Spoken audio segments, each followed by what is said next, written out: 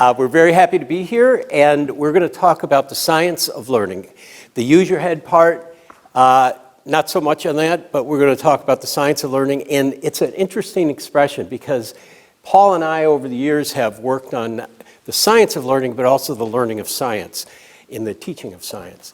So one of the things I can tell you is that science, for everything that we're talking about here today, all the technology, the AI, everything else, the root of that, the core is going to be science and the understanding of science, and we all know that.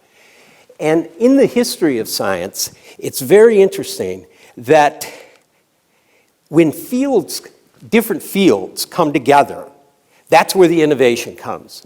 And I'm just going to give you one example from ancient history, and that is somebody by the name of Jim Watson, an American geneticist, meets Francis Crick, who is a British physicist. Now, particularly at that time, physicists and geneticists didn't talk to each other very much.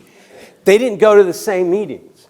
But when they got together in Cambridge for Jim's postdoctoral fellowship, I think it was, they came up with the structure of DNA. And that is singly one of the most important discoveries of that last century, of our last century.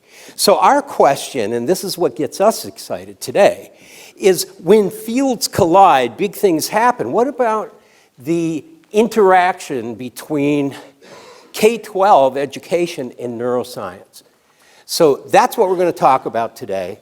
And what I would like we could have picked a number of different topics to give you as an example of how these fields collide and accentuate each other.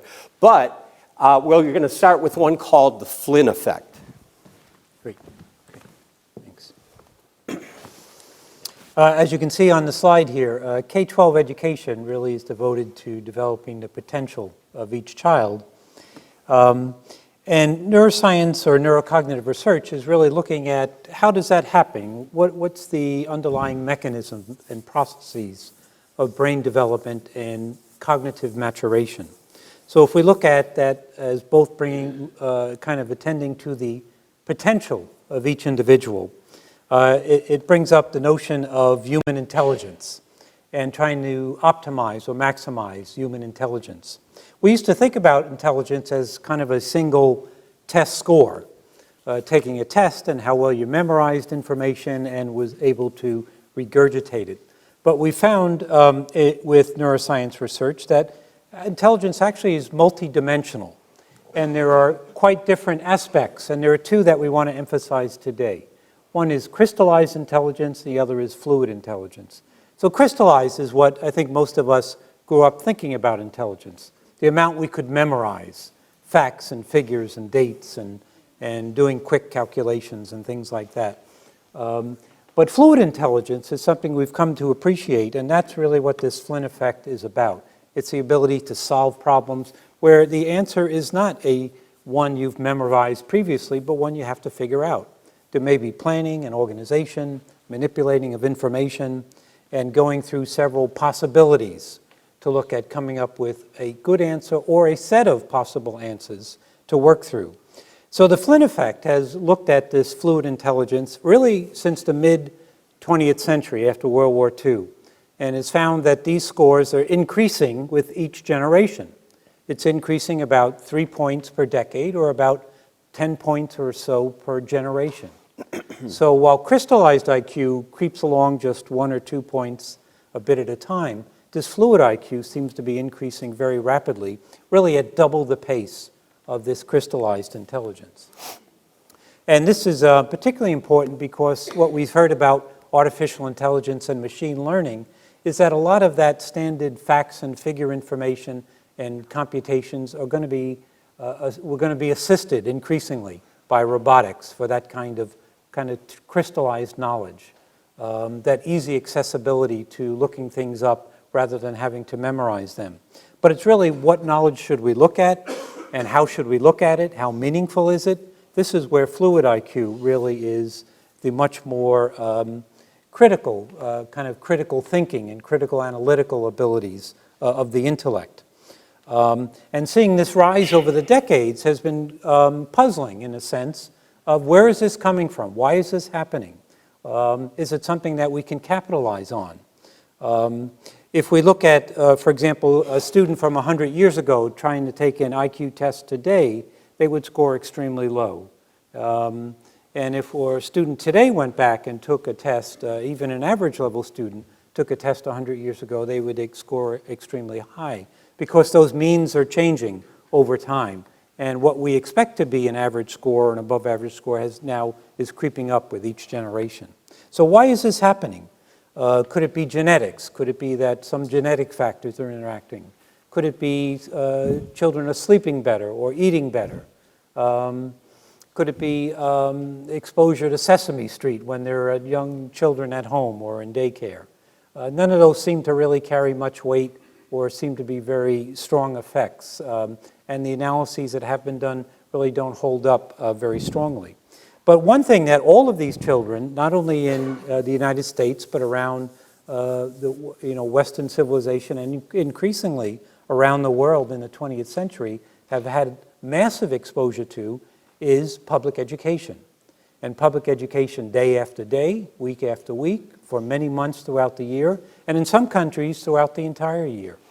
So this was an area where we wanted to look to see, is there an effect there that could be linked to this rising fluid IQ? And this is a study that we undertook just a few years ago, looking at the relationship between years of education and fluid IQ abilities. And what you see represented here on the far right are a number of these so-called fluid IQ capacities, such as working memory and organizing information, strategy, reasoning, and dealing with complexity. See, these are not traditional school subjects, right? They're not English, they're not math, they're not history or geography, but these are the neurocognitive capacities that underlie students' ability to achieve within school, and more importantly, achieve throughout life, as we'll talk about in a few moments. And we did find that the years of exposure to formal education really had a very significant effect, and that's what the statistics of these correlations show, is that there's a predictability between higher levels of education and higher levels of fluid IQ ability. Now, in thinking about the educational enterprise, what aspects, there are probably many aspects of it one could look at, and we decided in this next step to try to look at something that we could quantify a bit, and quantify over time. So interestingly, we're able to look back over math textbooks. So math is something that can be quantifiable in terms of the kinds of problems that students were being taught.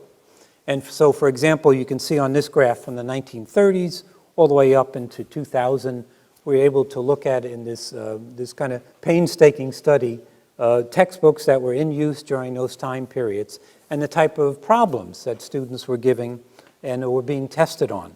And you can see on the left the number of problem-solving strategies.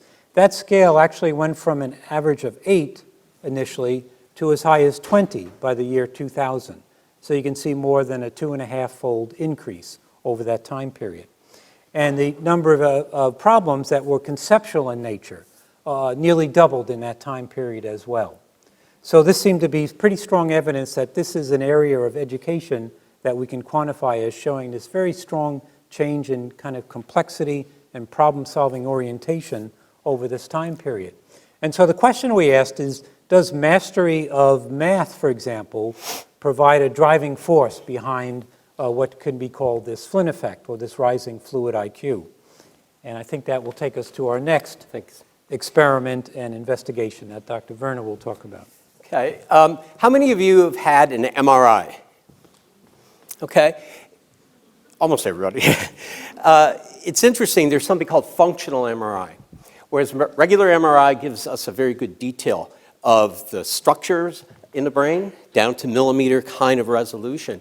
Functional MRI actually allows us in real time to see exactly what parts of the brain are working while doing something. So doing math as opposed to reading, let's say, we would see differences in the parts of the brain. So it's a non-invasive technique. Children are less claustrophobic than adults. And because they're smaller, right? So what one can do is look at what areas of the brain are working, are active while doing certain types of thinking. And what we can do is give a subject different paradigms in the magnet. And the one that you see on the top here is called Raven's test, and that was one of the ones Paul talked about when you just look at fluid intelligence. It's a very good fluid intelligence indicator. And all of you have taken tests like this, complete the pattern type of a test. So in the magnet, you would either hit your left or your right finger to say whether it was a triangle or was the green oval that goes into that blank. Okay, is that clear? That's how that works. And that gives us a good idea of that type of representational and sequence problem solving. On the other hand, below it is very much a math operations type of a problem in which we're asking, in this case, is this exactly 32 cents? And you're going to look at that in the magnet, and you'll say yes or no. That's it. Okay, yes or no? Yeah. All right, so that's good, Paul. We were wondering about that. Okay, so here's the interesting thing. Paul was talking about how we could take a historical look at mathematics and try to relate the kind of math that they are doing to the development of this fluid IQ. This gives us a chance to do it right in a magnet and find out what areas of the brain are involved for these different kinds of thinking. And the results are fascinating. Both of these types of problem solving activate the exact same brain structures. And these are in the frontal lobe and in the parietal lobe.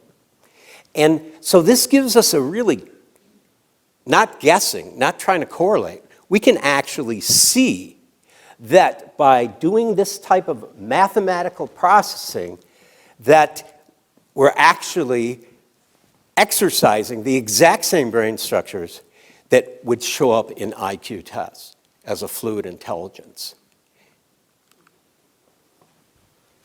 So we present as an example of what the potential of a really innovative and evolving educational curriculum can do, not just for the traditional subjects, which are becoming, I think, increasingly questioned in terms of their translation into a lifelong learner and an educated individual, but really the underlying neurocognitive processes that no matter what content area you go into as an adult or as a college student and want to master and contribute to society, that these skills of fluid intellectual ability will serve you, no matter whether it's engineering or law or business, manufacturing, any content area whatsoever, those same skills will apply. And that really, we think, is the gem of this kind of analysis.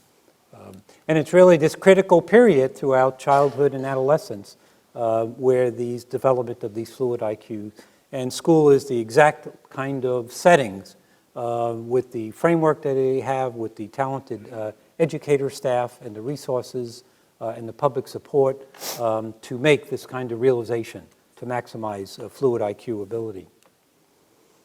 So in conclusion? Yes, to summarize, we believe this is a very fascinating area for the future. We think that by the blending of neurocognitive science, using the technology that gives us these looks at exactly how the brain works under different circumstances, we believe that the blending of education and neuroscience is going to be an important part of our future. And we believe that that's something that we in this area can take an active part in from all of our different institutions, certainly as far away as Hershey at the medical center. So thank you very much.